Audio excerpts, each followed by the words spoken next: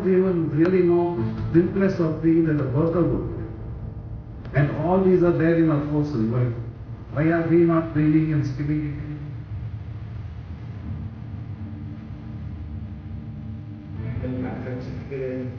So there are two types of work, and sufficient importance done by the perspective.